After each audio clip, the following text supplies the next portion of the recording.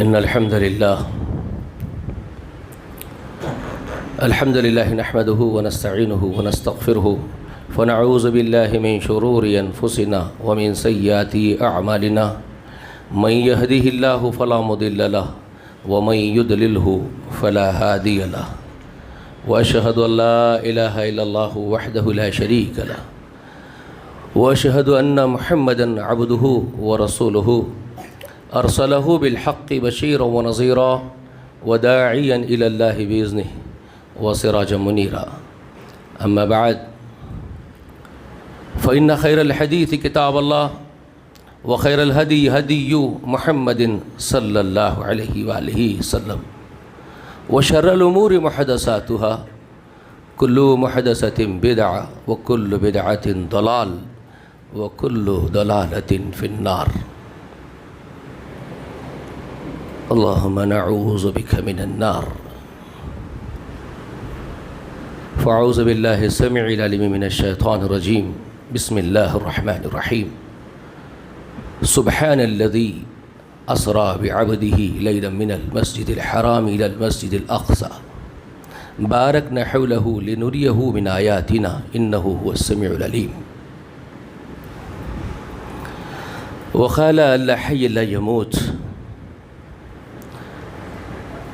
لا يكلف الله نفسا إلا وسعها لها ما كسبت وعليها ما اكتسبت ربنا لا تؤاخذنا إن نسينا أو أخطأنا ربنا ولا تحمل علينا إصرا كما حملته على الذين من قبلنا ربنا ولا تحملنا ما لا طاقة لنا به واعف عنا واغفر لنا وارحمنا أنت مولانا فانصرنا على القوم الكافرين.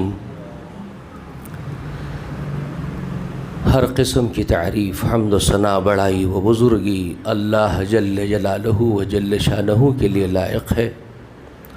درود و سلام ہو تمام انبیاء و تمام مرسلین پر، سلام ملائکہ مقربین پر، اور سلام عباد الصالحین پر. خصوصاً اللہ کی انگنت رحمتیں بے شمار برکتیں ہوں نبی آخر الزماں ہمارے سردار سید المرسلین و رحمت للعالمین خاتم النبیین محمد الامین صلی اللہ علیہ وآلہ وسلم پر، اور سلام ہو آپ کے اہل بیت پر اور آپ کی اتباع کرنے والوں پر. رجب، شعبان، رمضان، لگاتار یہ 3 مہینے ایسے ہیں جس میں امت نے رات کو جاگ کے عبادت کرنے کو افضل سنت سمجھ لیا ہے. لگاتار 3 مہینوں میں جگنے کی رات منائی جاتی ہے. معراج، شب معراج کا نام دیا جاتا ہے. شب برات شعبان میں اور شب قدر رمضان میں. یہ ان کے باپ دادا کی بتائی ہوئی فارمیلٹی ہے جو ان کو پورے کرنا ہے مسلمان باقی رہنے کے لیے. اس کی پہچان ہے ان کی کہ یہ مسلمان ہیں. رجب کے مہینے میں معراج کی رات کا رت جگہ منائیں گے، اور شعبان کی 15ویں رات کو برات کا نام کا رت جگہ منائیں گے، اور رمضان میں شب قدر کا رت جگہ منائیں گے. یہ ان کے مسلمان ہونے کی پہچان ہے، یہ ان کا اسلام ہے. اس طرح کے ان کے چند اسلامیات ہیں جو یہ خود گھڑ کے بنا کے چوکڑی ڈال کے بیٹھے ہوئے ہیں مسلط ہو کے. پھر یہ بھی ہے ان کے پاس کہ رمضان میں جمعہ جو آخری ہوتا ہے رمضان کے مہینے کا، وہ الوداع کا جمعہ ہے. ان کے باپ نے بتایا ان کو، وہ منائیں گے. ان کی پہچان ہے مسلمان ہونے کی. اس طرح کے چند رسوم جو ان کے پرکھوں نے ان کو گھڑ کے دے دیے ہیں، اور وہ اس کو اپنے اسلام کا شعار بنا کر کے چھٹا ڈال کے بیٹھے ہوئے ہیں کہ یہی ہمارے اسلام کی پہچان ہے. شعبان کے مہینے میں قبرستانوں پہ لیٹا لگانا ہے، پھولوں کے دکانہ لگانا ہے، اور وہاں خبروں کو جا کر کے چڑھانا ہے، اور پھر مردوں کے لیے کچھ پکانا ہے. ان کے مردے جو ہے، ان کے باپ، سکڑ دادا کے سکڑ دادا سب اتر کے آتے رہتے ہیں اور ان کے کھانے میں سے کھا کے جاتے ہیں. پھر وہ نہیں جاتے تو پٹاخے پھوڑ کے ان کو بھگاتے ہیں. ان کی یہ بھی سوچ ہے, مردے آ جاتے ہیں تو واپس نہیں جاتے ہیں تو پھر ان کو بھگانے کے لیے پٹاخے پھوڑنا ہے. یہ ان کا اسلام ہے, یہ ان کے پرکھوں نے ان کو اپنا دین اور دھرم بتایا, وہ اس پر چھٹا ڈال کے بیٹھے ہوئے ہیں. ٹھیک ہے, جبکہ یاد رکھ لیجئے اسلام سے کوسوں دور تک اس کا کوئی تعلق نہیں. میں جو باتیں آپ کو گنایا ہوں, یہ نہ اسلام ہے, نہ اسلام کی تعلیمات ہے, نہ محمد رسول اللہ کی سنت ہے. آئیے میں اصل بات کیا ہے وہ بتاتا ہوں آپ کو, حقیقت کی طرف لے کے چلتا ہوں. اب چونکہ مہینہ رجب کا ہے تو معراج کی رات کا جگہ جو منا رہے ہیں ان کے لیے کچھ عبرت کی باتیں ہیں. ظالموں, معراج کا انکار نہیں ہے. رسول اللہ کو بنفس نفیس اللہ نے معراج کروائی. سبحان الذی اسریٰ بعبدہ, بہت ہی پاک و منزہ ہے وہ ہستی, الذی اسریٰ بعبدہ, جس نے سفر کروایا ہے اپنے بندے کو. کہاں سے؟ من المسجد الحرام الی المسجد الاقصی. مسجد حرام یعنی کعبۃ اللہ سے الی المسجد الاقصی, اور مسجد اقصی تک لے کے گیا ایک رات میں. یہ پہلا حصہ ہے اس سفر کا. دوسرے حصے کا ذکر سورہ نجم میں ہے. پھر اللہ تبارک و تعالیٰ کے حکم سے جبریل نے آسمانوں میں لے کر کے وہ سفر پر چلے گئے. تو پہلا, دوسرا, تیسرا, 7 آسمانوں کا سفر کیا, عرش تک کا سفر کیا رسول اللہ نے. ایک ہی رات کا واقعہ ہے, ایک ہی رات میں عرش مولا تک گئے, اکیلے گئے. سدرۃ المنتہا کے بعد ایک لمبی تفصیل ہے. پھر وہاں چند انعامات سے نوازے گئے محمد رسول اللہ. وہ جو انعامات تھے جو عرش پر بلا کر کے عطیہ کی طور پر رسول اللہ کو دیا گیا, وہ غیر معمولی انعامات تھے. بہت اہم ترین انعامات ہیں جو محمد رسول اللہ کو عرش پر بلا کر کے دیے گئے. اس کے بعد محمد رسول اللہ واپس ہوئے تو جنت بھی بتائی گئی, جہنم بھی بتائی گئی. پھر آپ اپنی زمین پر اپنے گھر تک جہاں سے گئے تھے وہاں تک واپس لا کر کے چھوڑ دیے گئے. یہ حقیقت ہے معراج کی ایک رات میں. اور یہ سفر کب ہوا ہے آپ کی زندگی میں, آپ کے حیات مبارکہ میں؟ مختلف اقوال محققین لکھتے ہیں. صحیح قول, مضبوط قول یہ ہے کہ نبوت کے 11ویں سال یہ سفر ہوا ہے معراج کا.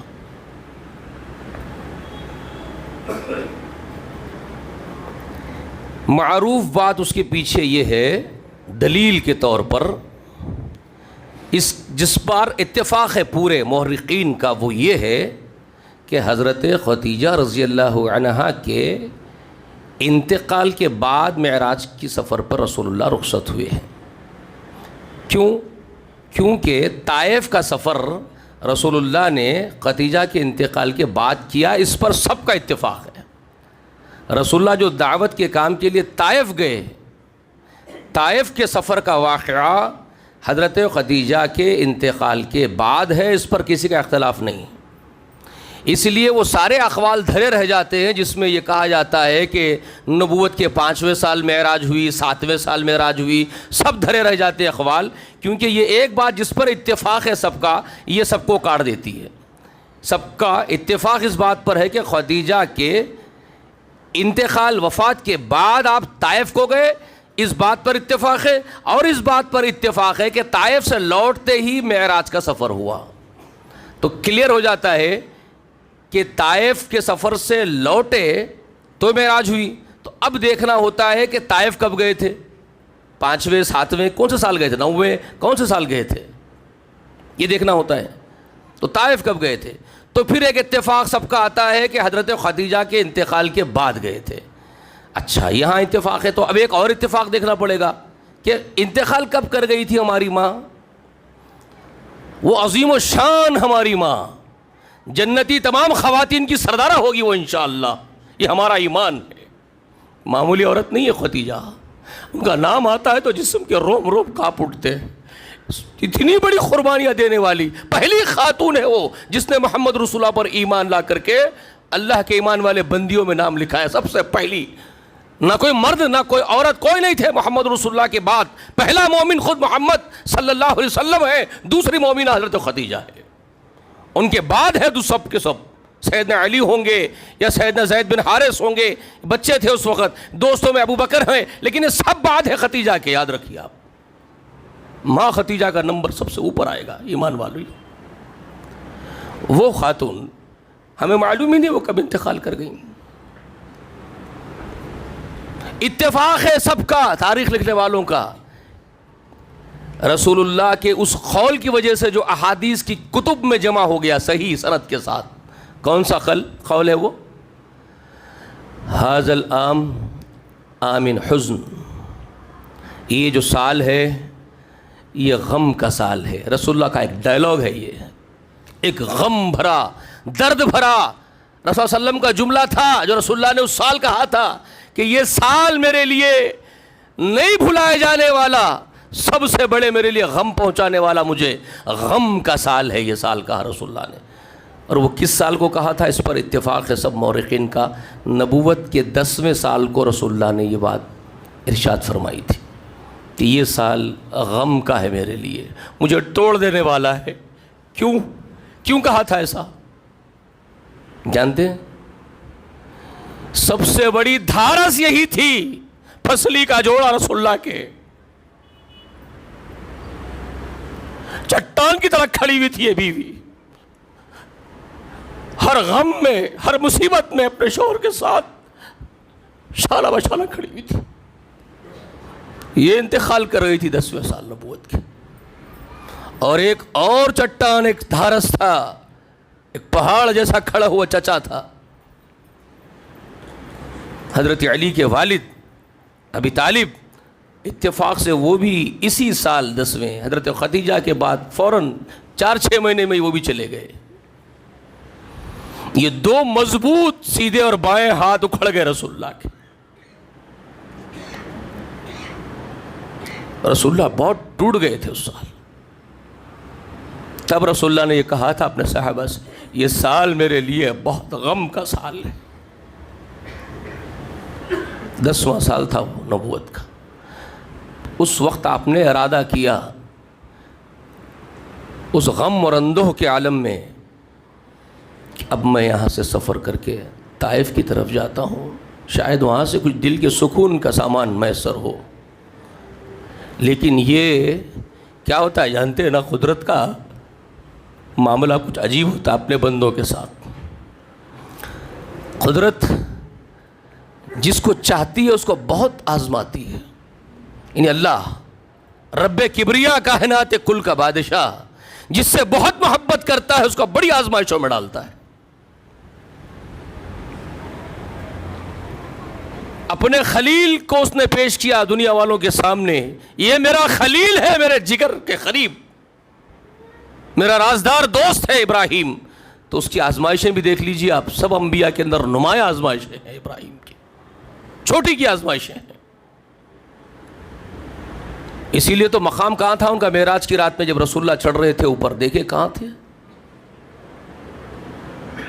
سب نبیوں کی بلندی کے ایک مقام اور معیار بتائے رسول اللہ نے. پہلے آسمان پر آدم علیہ السلام سے ملاقات ہوئی, دوسرے پر فلاں, تیسرے پر فلاں, چوتھے پر ہارون پر اور چھٹویں پر موسیٰ کلیم اللہ. رفعنا جس کے بارے میں اللہ نے کہا وَرَفَعَ بَعْضُهُمْ دَرَجَاتٍ بعضوں کے درجے ہم نے بلند کیے ہیں. وہ موسیٰ ہے منہم من کلم اللہ ان میں سے بعد اللہ سے سیدھے بات کرتے ہیں. وہ موسیٰ چھٹے آسمان پر تھے. اور 7ویں پر بیت المعمور کو ٹیک لگائے ہوئے کون بیٹھا تھا جانتے ہیں؟ سب سے بلند آسمان پر بیت المعمور کو ٹیک لگا کر کے بیٹھنے والا نبی, جس بیت المعمور کا فرشتے طواف کر رہے اور اتنے فرشتے طواف کر رہے. رسول اللہ نے خبر دی معراج کے دوسرے دن ہم کو جو خبر ملی ہے, رسول اللہ نے جو بتایا کیا, بیت المعمور جو 7ویں آسمان پر اس کا جو طواف کر رہے فرشتے, تم ان کی گنتی نہیں کر سکتے. ان کی تعداد میں تم کو بتاؤں تو کیسے بتاؤں؟ اس کے لیے ایگزامپل دیا رسول اللہ, ایک مثال دیکھ لو کہ وہ قطار میں ہیں فرشتے جو طواف کر رہے ہیں. اب ایک فرشتہ طواف کر کے ہٹا ہے, اس کی باری اب قیامت تک نہیں آئے گی. اتنے فرشتے ہیں, اور وہاں ٹیک لگا کر کے بیٹھنے والا ایک کتنا عظیم فرد تھا. جانتے کون ہے وہ؟ خلیل الرحمن ابراہیم علیہ السلام تھے وہاں بیٹھے. کتنا بلند اللہ نے کیا ان کو, لیکن آزمائشیں کتنی کڑی ہوئی.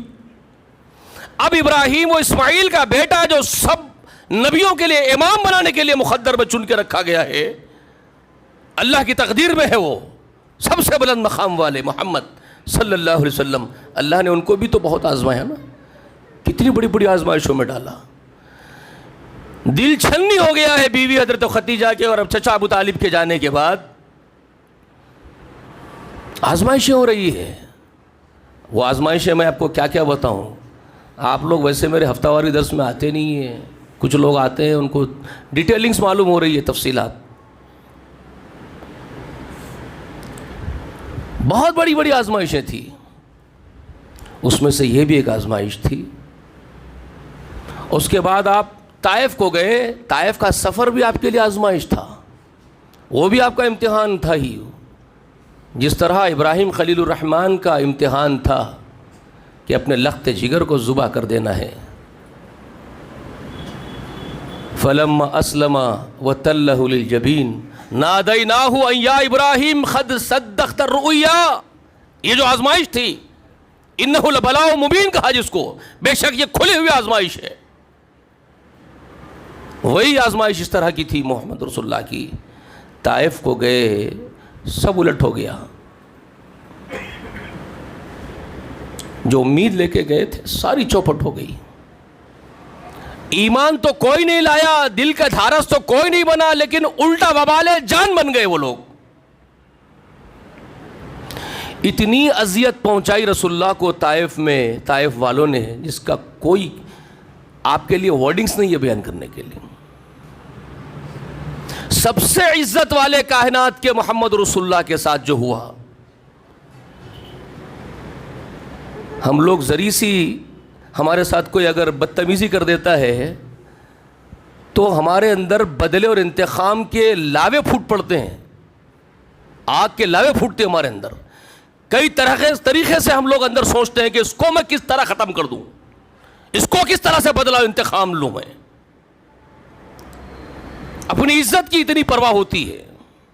اور یہ کائنات کا سب سے عزت والا شخص ہے میرے بھائی, پوری کائنات کا. ان کے ساتھ کیا ہوا جانتے ہیں؟ ان ظالموں نے گالی گلوچ کی ہے, دھکے دیے محمد رسول اللہ کو ان ظالموں نے. اور صرف دھکے ہی نہیں دیے, پتھروں سے مارنے کے لیے بستی کے ایک دم چلر اوباش قسم کے لٹھوں کو, نوجوانوں کو پیچھے لگا دیا رسوا کرنے کے لیے محمد رسول اللہ کو. وہ گالی گلوچ بھی کر رہے تھے, پتھرے بھی مار رہے تھے اور ڈھکیل بھی رہے تھے رسول اللہ کو بستی کے باہر.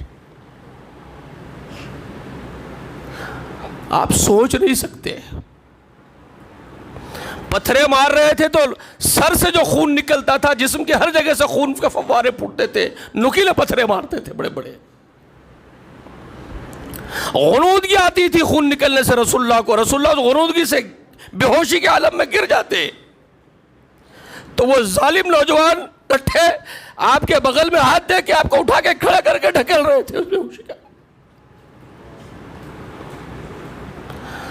آپ کی جوتیاں خون سے چپک گئی تھی پیروں کو.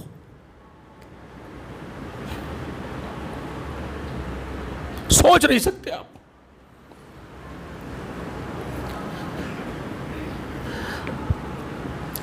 ہر شریروں میں کچھ اچھے لوگ بھی ہوتے ہیں. بستی کے باہر انہوں نے کر دیا نوجوان, ان اوباشوں نے. ایک انگور کے باغیچے کا ایک خادم تھا, وہ دیکھتے دوڑتے ہوئے آیا مدد کے لیے. اتنا مارا ایک آدمی کو ظالموں نے, وہ اٹھا کے لے کے گئے, پانی پینے کو دیے، منہ ہاتھ دھلائے، انگور کے بیل کے نیچے بٹھائے چھاؤں میں، کھانے کو انگور دیے۔ رسول اللہ کا دل بھر گیا۔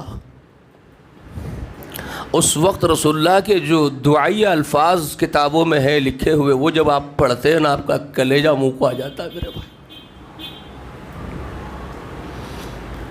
رسول اللہ نے اللہ تعالیٰ سے گویا دعا کرتے ہوئے مخاطب ہوتے ہیں، اللہ سے بات کرتے ہوئے اللہ سے کہتے ہیں کہ اے رب اعلیٰ، میرے موجد، میرے وجود دینے والے، میرے مالک، میرا کیا قصور ہے کہ یہ سزا مجھے یہ لوگ دے رہے ہیں؟ میں نے ان کا کیا بگاڑا ہے؟ میں تو صرف یہی کرتا ہوں کہ تیری طرف، تیرے جلال کی طرف، تیری شان و شوکت کی تعریف کرتا ہوں، تیری طرف بلاتا ہوں۔ یہ کیا میرا قصور ہے کہ میں تیری طرف ان کو بلاتا ہوں؟ اپنی ذات کے لیے تو کچھ نہیں مانگتا، اور نہ کچھ بدلہ انتخابی سے لیتا ہوں، نہ کوئی لڑائی ہے، نہ جھگڑا ہے میرا ان سے۔ صرف میرا یہ ہے کہ تیری طرف میں بلاتا ہوں تو یہ مجھے اس قدر ظلم ڈھاتے مجھ پر۔ اس کے بعد کہنے لگے اے اللہ، ان سب کے پیچھے اگر تیری منشا یہ ہے، تو اگر یہ چاہتا ہے کہ میں تیرے لیے اس طرح خون بہاؤں اپنے جسم کا، اگر تیری منشا ہے کہ میرا خون بہے، تو میرے پروردگار میں اس وقت تک بھی راضی ہوں کہ جسم کا آخری خطرہ بھی میں تیرے نام پر بہا دوں۔ میرے جسم کے رگوں کا آخری خطرہ بھی تیری راہ میں بہا دینے کے لیے میں تیار ہوں میرے پروردگار، میں راضی ہوں تیری رضا میں، تو جو چاہے میرے ساتھ کر۔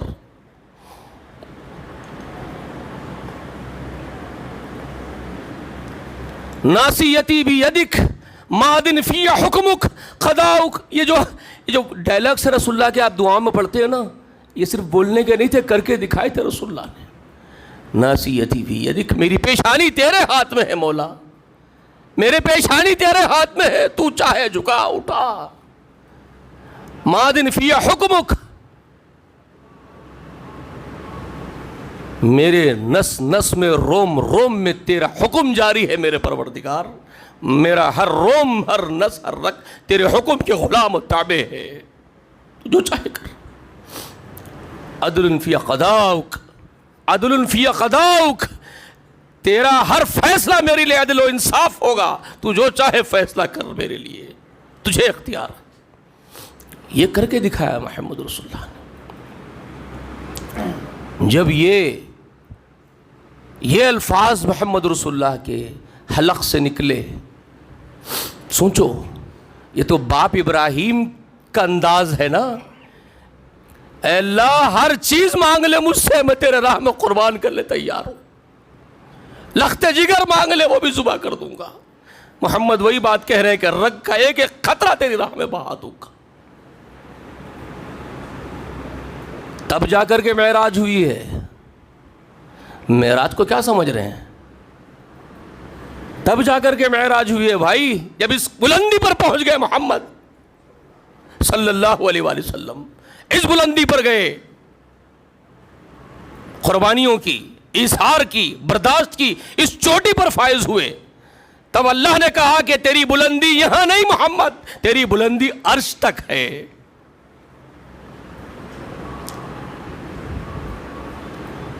تب جا کر کے آیا ہے فرشتوں کا سردار، پہاڑوں کے فرشتے کو ملک الجبال کو لے کر کے آ گیا، اور وہ ملک الجبال آ کر کے سلام عرض کر کے کہنے لگا، محمدہ صلی اللہ علیہ وآلہ وسلم، اجازت دے دیجئے کہ ان ظالموں کے ساتھ انتقام لیا جائے آپ کے درد کا۔ میں ہوں فرشتوں کا ایک ایسا فرشتہ جو پہاڑوں پر معمور کیا گیا۔ یہ طائف جو دو پہاڑوں کے بیچ کی بستی ہے، میں ابھی دونوں پہاڑوں کو لا کر کے ان کو پیس کے رکھ دوں گا، بکھلا کر دوں گا ان کی ہڈیوں کو۔ تو رحمت العالمین کی زبان سے کیا نکلتا ہے؟ یہاں بھی رحمت کا مظاہرہ، شفقت کا مظاہرہ۔ فرماتے ہیں کہ یہ نادان ہے میرے دوست، یہ جاہل ہے، جہلا ہے، یہ جانتے نہیں ہے میرے مقام و مرتبے کو اللہ نے کیا بنایا مجھے، اسی لیے یہ ظلم پر اتر آئے ہیں۔ میری خواہش ہے کہ ان کو مہلت دی جائے۔ رسول اللہ نے کہا میں چاہتا ہوں کہ ان کو مہلت دی جائے، یہ آج مجھ پر ایمان نہیں لا رہے تو مجھے اس بات کی امید ہے کہ ان کی اولادوں میں مجھ پر ایمان لانے والے نکلیں گے۔ اللہ اکبر، یہ مظاہرہ ہے شفقت کا۔ چھوڑ دیا گیا مخدر کے حال پہ۔ اس کے بعد محمد رسول اللہ کو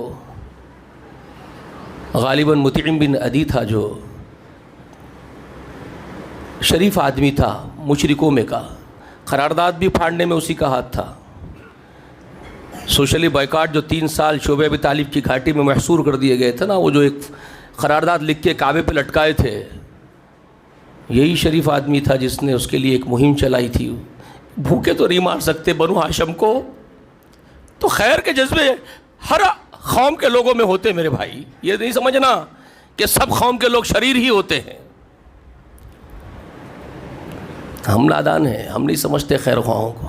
ایک دیوانہ پکار رہا ہے جانتے ہیں آپ کے ملک کا، بھائی ہم تو ہر وقت آپ کا ساتھ دیے تھے، اب ہم لڑ رہے ہیں سنویدھان کے لیے، آپ میں سے کوئی نہیں آتا ہمارے ساتھ۔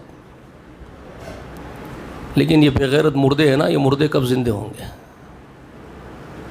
تو ہر قوم میں کوئی نہ کوئی خیر خواہ ہوتے جو آپ کے لیے کھڑے ہوتے ہیں۔ شریروں میں شریف بھی ہوتے ہیں۔ اس نے امان کے ساتھ اپنے مقام پر لایا رسول اللہ کو۔ ام ہانی کے گھر رسول اللہ آرام فرما رہے تھے، 11واں سال تھا، آپ آ گئے مکے میں، آرام سے گزار رہے ہیں، 10واں سال ختم ہو گیا، 11ویں سال کی ابتدا ہو گئی۔ بلکہ میں جہاں تک سمجھتا ہوں 11.5 سال ہو چکے تھے جب جبریل براق کو لے کر کے آئے تھے رسول اللہ کے پاس۔ اور یہ 11.5 سال کی لاجک دیکھیے، آپ ذرا لاجک پر غور کیجئے۔ رسول اللہ کی نبوت کی کل عمر کتنی ہے؟ کچھ معاملے اللہ کے عجیب و غریب ہوتے ہیں۔ کتنے ہیں نبوت کی کل عمر؟ یعنی رسول اللہ کی کل عمر 63 برس ہے، اس میں سے نبوت کا جو دور نبوت، وحی کا جو دور کی عمر ہے، نزول وحی کی، وہ کتنے ہیں؟ 23 سال ہے۔ 40ویں سال وحی کا اترنا شروع ہوا، آپ کی عمر 40 سال کی تھی، وحی اتری، 63 سال میں آپ کی وفات ہو گئی۔ 63 میں سے 40 مائنس کر دو پیچھے کے، کتنے بچے؟ 23 سال۔ اور 23 کو آدھا کر دو تو کتنے ہوتے ہیں؟ 11.5 سال۔ ذرا غور کیجئے ایک چیز پر۔ نبوت کے 11.5 سال آزمائشوں کے تھے، انتہائی درجے کی آزمائش ہے۔ اب معراج ہوئی، جو وہاں بلایا گیا، یہ ٹرننگ پوائنٹ ہے نبوت کا۔ اب وہاں سے فتوحات اور جنگوں کی شروعات ہونی ہے، وہ معاملہ طے ہوا ہے۔ معراج کے بعد غلبے کا دور شروع ہوا، اسلام کے جھنڈے گاڑنے کا دور شروع ہوا ہے۔ سمجھ میں آ رہی ہے بات آپ کو؟ یہ ہے وہ لاجک، ایگزیکٹ سینٹر پوائنٹ پر معراج میں بلائے، 11.5 سال اوپر بلائے، وہاں بلا کر کے تحفے، زبردست تحفے دیے گئے۔ کتنے عظیم تحفے تھے، کبھی اندازہ کیا آپ لوگوں نے؟ وہ سفر معراج کو تو بہت اچھے انداز میں علماء بیان کرتے اور آپ سنتے بھی ہیں، مجھے ضرورت نہیں ہے وہ سب بیان کرے، آپ سب کو معلوم ہے۔ وہ براق کا آنا، براق میں بیٹھ کے رسول اللہ کا وہاں جانا، وہ سب آپ کو معلوم ہے، لیکن میں مین نقطے بتا رہا ہوں آپ کو، امپورٹنٹ پوائنٹس۔ سب سے پہلے اقصیٰ کو کیوں بلائے؟ کبھی غور کیا؟ مسجد حرام سے اقصیٰ کو کیوں بلائے؟ یہ مین کیا نقطہ تھا اس کے اندر؟ مین امپورٹنٹ پوائنٹ کیا ہے اس کے اندر؟ مسجد حرام کیا ہے اور مسجد اقصیٰ کیا ہے؟ ان دونوں کی حقیقتیں کیا ہیں معلوم ہے آپ کو؟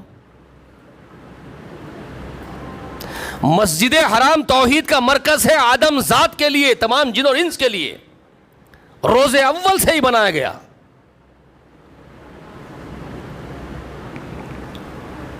ٹھیک ہے. اور مسجد اقصی تقدیر میں جو لکھی ہوئی ہسٹری ہے نا جو اللہ تعالیٰ نے پیش کی، اسی لیے قرآن کو سمجھنا بہت بہت بہت بہت امپورٹنٹ ہے.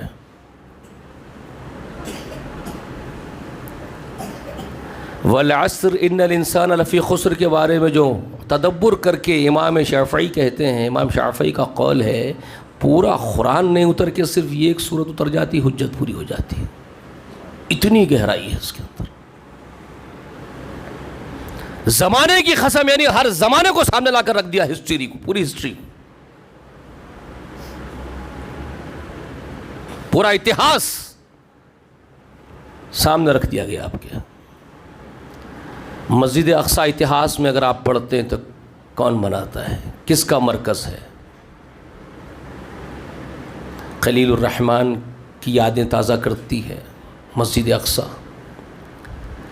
اسماعیل و اسحاق، خصوصاً اسحاق اور اسحاق کی اولاد کی یاد تازہ کرتی ہے مسجد اقصی. اسماعیل کو اور اسماعیل کی ماں کو تو ابراہیم کو حکم ہوا کہ جاؤ بغیر غزی ذرا وادی کے اندر لے جا کر کے چھوڑ دو. بیابان میں چھوڑ دیے گئے مسجد حرام کے پاس، جو اصل مرکز توحید ہے پوری ہیومینٹی کے لیے، روز اول سے بنا ہوا، اور وہاں چھوڑ دیا گیا ہے ہاجرہ کو اور اسماعیل کو. پتہ ہی نہیں ہے کیا ہو رہا ہے قدرت کے کرش میں، کیا پلاننگز ہو رہی ہے، کیا پروجیکٹ پہ کام کروا رہے ہیں انبیاء کو، کسی کو نہیں پتہ چل رہا ہے. وہاں چھوڑ دیے. اور اسحاق اور اسحاق کی پوری اولاد اقصی میں لگی ہوئی ہے خدمت میں. جی یہاں تک کہ عیسیٰ بن مریم اسی اقصی کے اندر ہے. ان کی والدہ اسی اقصی کے محراب میں اللہ کی بندگی کر رہی عابدہ، جس کا ذکر سورہ آل عمران میں اللہ کرتے ہیں کہ زکریا جب بھی محراب میں ملنے جاتا مریم سے تو میوے دیکھ کے پوچھتے ہیں زکریا اے میری بچی ان لکی ھذا، تیرے پاس یہ کہاں سے آتے ہیں میری بیٹی؟ تو کہتی ہے من عند اللہ ان اللہ یرزق من یشاء بغیر حساب.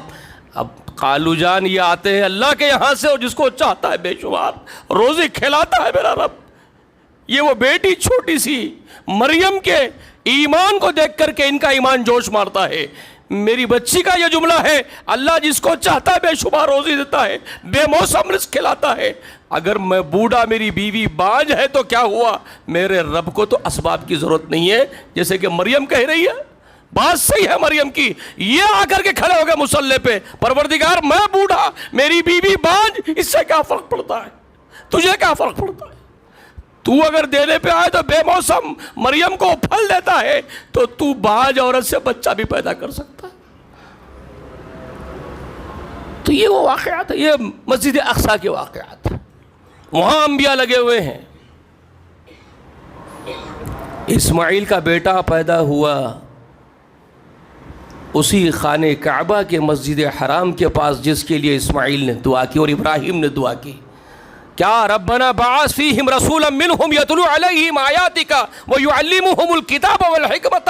دونوں باپ بیٹے دعا کر رہے پروردگار ان میں ایک رسول بھیج تیری آیتیں پڑھ کے سنانے والا، ان کو پاک کرنے والا، ان کا تزکیہ کرنے والا، کتاب و حکمت سکھانے والا پیدا ہوا.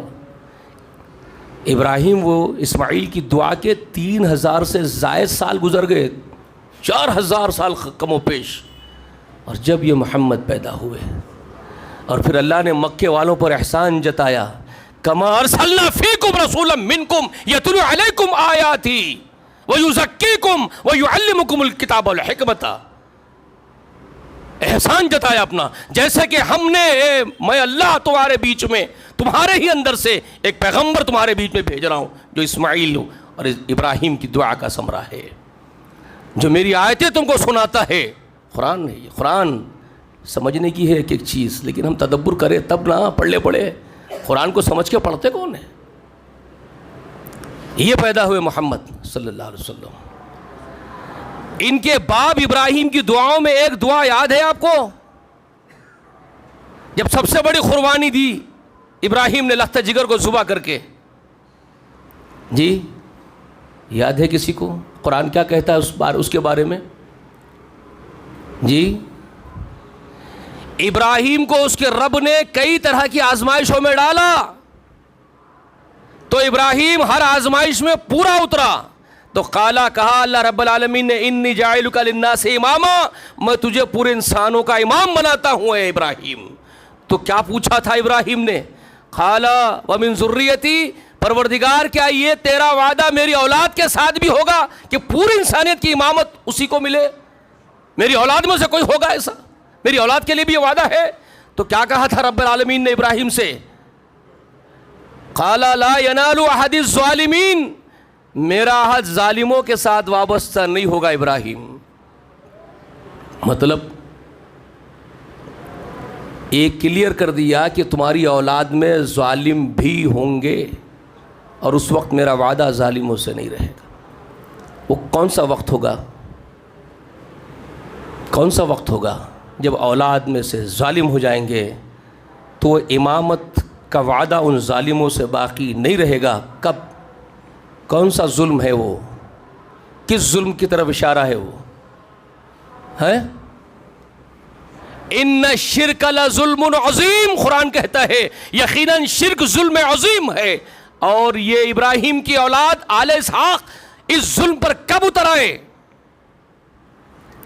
قالت الیہود عزیر ابن اللہ وقالت النصارى مسیح ابن اللہ. یہ یہودی کہتے ہیں عزیر اللہ کا بیٹا ہے اور یہ نصرانی کہتے ہیں مسیح اللہ کا بیٹا ہے. یہ ظلم عظیم پر اتر آئے ہیں. اب امامت ان کے قابل، یہ امامت کے قابل نہیں ہے، ظلم عظیم پر اتر آئے ہیں. لا ینال احد الظالمین، میرا عہد ظالموں سے نہیں رہتا ہے. تو اب وہ تاج امامت کبریٰ کا اولاد ابراہیم میں ہی رہے گا، لیکن کہاں جائے گا؟ وہ جس کے لیے اسماعیل چنا گیا، وہ جس کے لیے تقدیر میں اسماعیل چنا گیا، جس کی اولاد میں کوئی نبی نظر نہیں آتا تم کو دور دور تک، لیکن ایک نبی ہزاروں سال کے بعد پیدا ہوتا ہے، اسماعیل کا بیٹا. لیکن جانتے ہیں ہزاروں سال کے بعد اسماعیل کا ایک بیٹا، تقدیر میں یہی لکھا گیا تھا کہ اسحاق کے تمام بیٹوں کا امام بنے گا. ایک دن آئے گا اسحاق کے تمام اولاد کی امامت کرے گا. اسی لیے اس کو چن کے رکھا گیا تھا.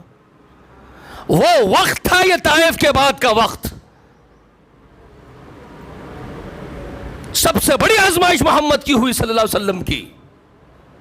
وہ جب یہ بولتے ہیں اللہ کے سامنے کہ میرے خون کا آخری خطرہ بھی تیرے لیے بہانے تیار ہوں، اس چوٹی پر قربانی کی جاتے ہیں، تب وہ وقت پورا ہوتا ہے تقدیر کا، آزمائش کا. اور وہاں سے پھر مسجد حرام سے، وہ مسجد سے جہاں تمہارے دادا ابراہیم، تمہارے باپ اسماعیل نے تمہارے دعا کی تھی اور تمہارے دادا نے پوچھا تھا میری اولاد کو امامت دے گا، آج وہ تیرے دادا کی دعا پوری ہو رہی ہے. محمد تجھے ہم مسجد حرام سے وہ مسجد کو بلا رہے ہیں جہاں اسحاق کی پوری اولاد امامت کی ہے.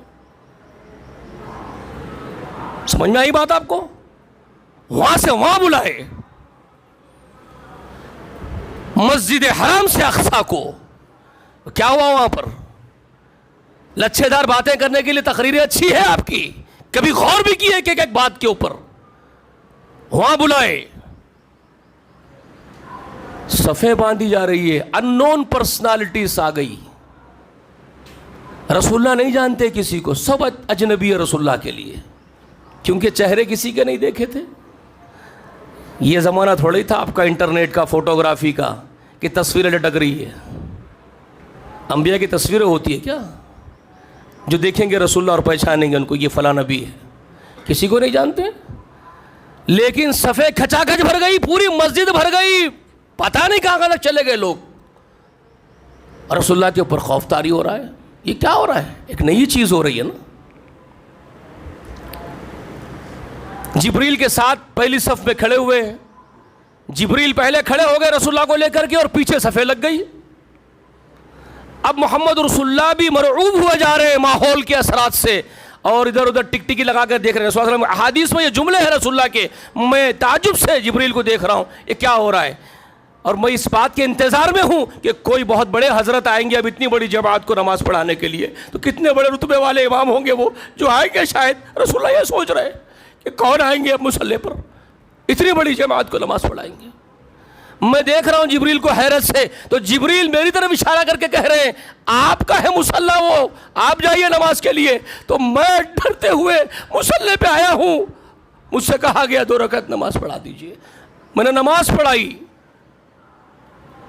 پھر سب جدھر کے ادھر چلے گئے، سب ختم. تو جبریل نے پوچھا مجھ سے، جانتے ہیں محمد یہ کون سی جماعت تھی اتنی بڑی جن کو آپ نے نماز پڑھائی ہے، امامت کی آپ؟ کون لوگ تھے؟ آپ نہیں پوچھیں گے؟ یہ کہا کون تھے، یہ کیا تھا یہ ماجرا؟ تو جبرائیل امین کہتے ہیں یہ تمام انبیاء تھے، آدم سے لے کر کے عیسیٰ بن مریم تک، تمام انبیاء تھے ان میں. اور آپ نے تمام انبیاء کی امامت کی ہے، اللہ آپ کو امام المرسلین بنایا ہے. یہاں تک کہ جبریل بھی پیچھے تھے. فرشتوں کا سردار کہاں تھا؟ وہ بھی مقتدی بنا ہوا تھا. تو رسول اللہ صرف انبیاء کے اور آدم ذات کے نہیں، فرشتوں کے سردار کے بھی امام تھے، وہ بھی مقتدی تھا. سمجھ میں آ رہی ہے بات آپ کو؟ امام الانبیاء والملائکہ بھی ہے محمد رسول اللہ، بلکہ پوری خلق کے امام ہے محمد رسول اللہ، پوری خلق. یہ تھا وہاں پر معاملہ طے ہونا، اس لیے اقصیٰ کو بلایا گیا. بارکنا حولہ لنریہ من آیاتنا، ہم اس کو ہماری نشانیاں دکھانا چاہتے تھے. یہ پہلی نشانی تھی جو انبیاء کو دکھا کر کے ان کی امامت کروائی. اس کے بعد آسمانوں کا سفر ہوا. آج ذرا نظر گھڑی کے نیچے رکھو، تھوڑا برداشت کر لو.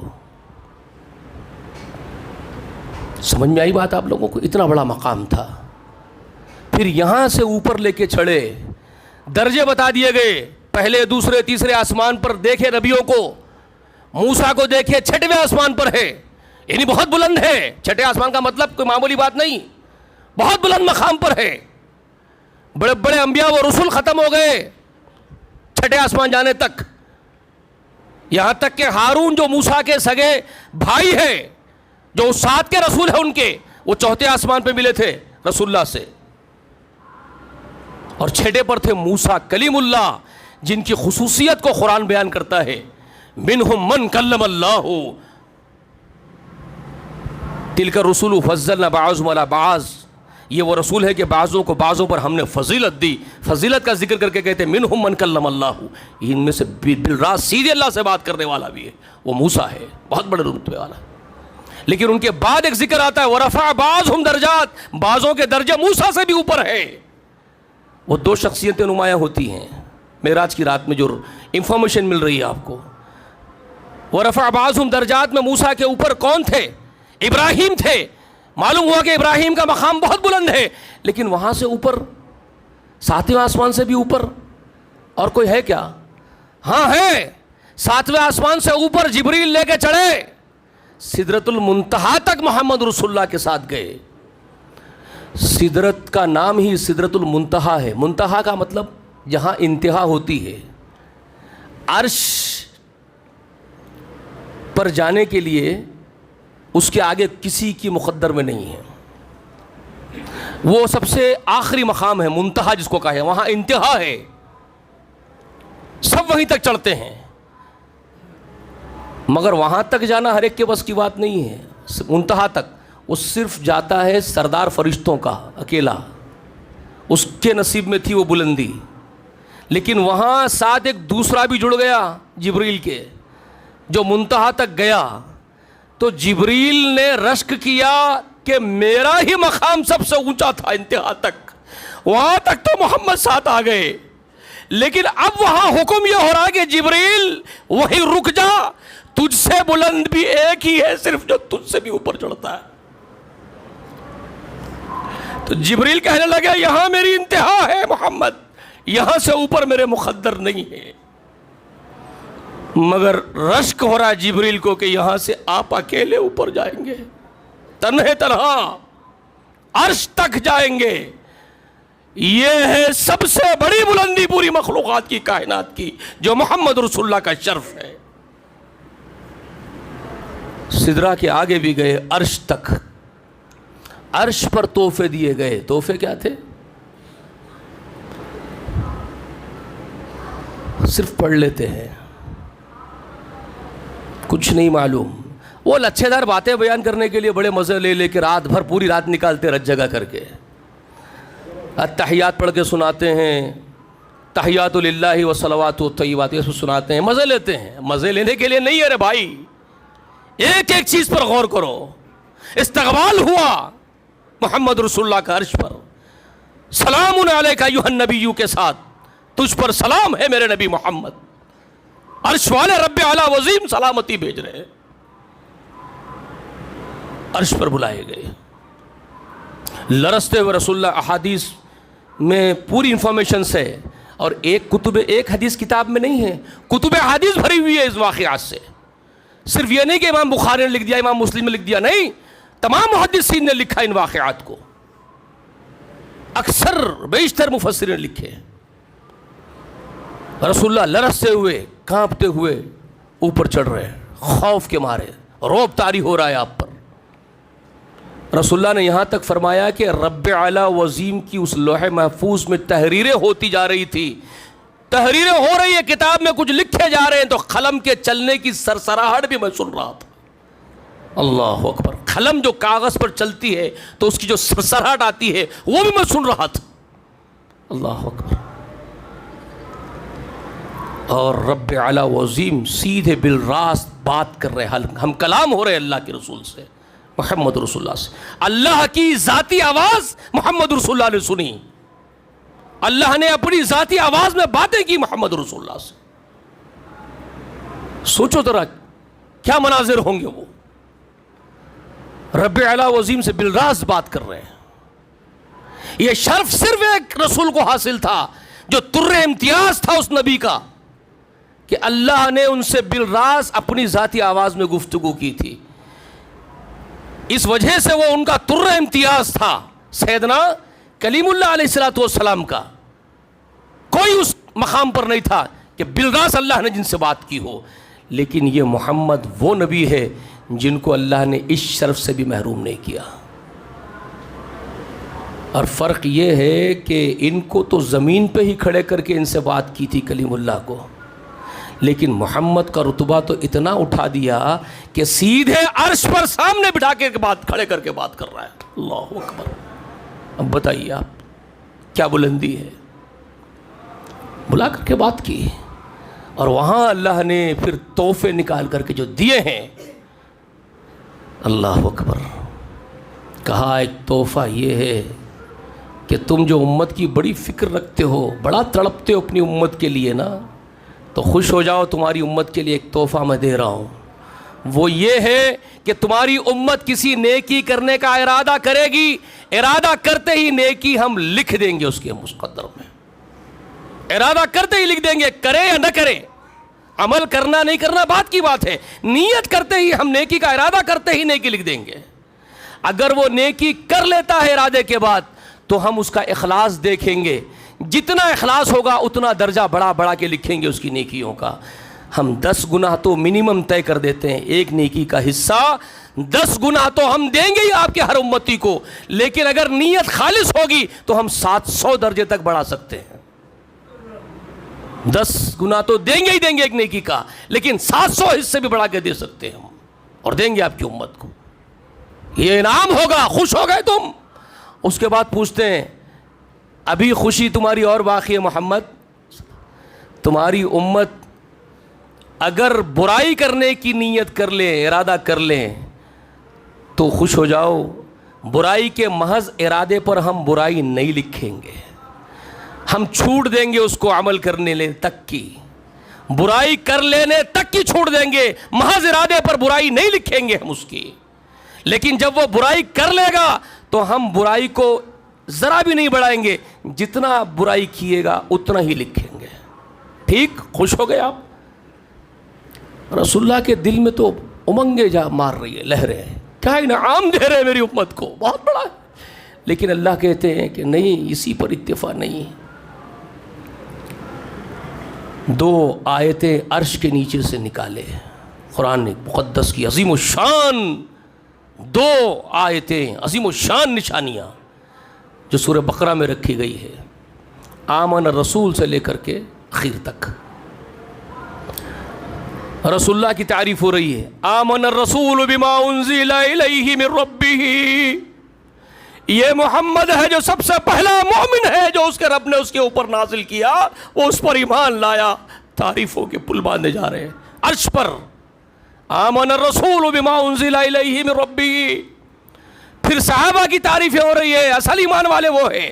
والمؤمنون، ہم نہیں ہیں جوتیوں کی دھول بھی نہیں ہم صحابہ کی. قرآن کے اس مقام سے کہیں نہ سمجھ لے کہ ہماری تعریف ہو رہی ہے. رسول کے ساتھ ایمان والے بھی ایمان لائے، ہم پڑھ کے خوش ہوتے ہیں نا.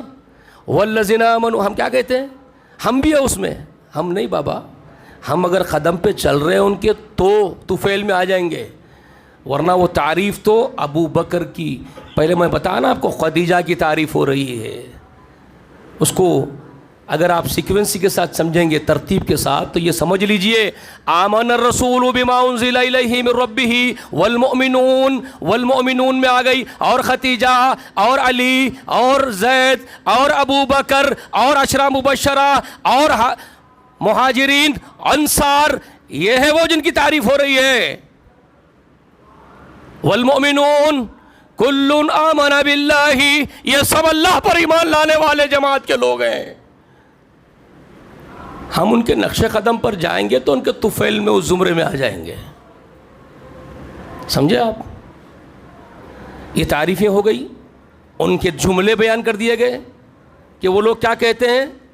سمعنا واطعنا، ہم نے سنا اور ہم نے اطاعت کی رب العالمین آپ کی، تو ہمارے گناہ آپ معاف کر دیجئے، ہم آپ ہی کی طرف آنے والے ہیں. یہ ان کے ڈائلاگس ہیں ایمان والوں کے، رسول اللہ کے اور جماعت کے. اس کے بعد اللہ فرماتا ہے، خبر دیتا ہے آپ کو، انفارمیشن، لا یکلف اللہ نفسا الا وسعہا. اللہ کسی مخلوق کو اپنی اس کی طاقت سے زیادہ اس پر بوجھ نہیں ڈالتا. جو جتنے کا ہے اس کو اتنا ہی دیتے ہیں، جو جتنے کا ہے اس کو اتنا ہی دیتے. جو بڑا ہے اللہ کا قریب ہے وہ زیادہ آزمایا جاتا، جو چھوٹا ہے وہ چھوٹی آزمائشوں سے نکل جاتا. اس کے بعد تحفہ ہے وہ. اس کے بعد کہہ رہے ہیں ربنا لا تؤاخذنا ان نسینا واخطأنا. پروردگار کے سامنے تمہاری امت سے یہ دعا کروا لو، اے محمد یہ تحفہ ہے ہماری طرف سے، آپ کی امت سے دعا کروا لو. پروردگار کیا؟ ہم کو جانے اور انجانے ہمارے سے ہونے والے خطاؤں کے عوض میں مت گرفتار کیجئے، ہم پر وہ بوجھ مت ڈال لیجئے جو ہم سے پہلے بڑے بڑے لوگوں پر ڈال دیے تھے. آپ وہ بڑے ایمان والے تھے.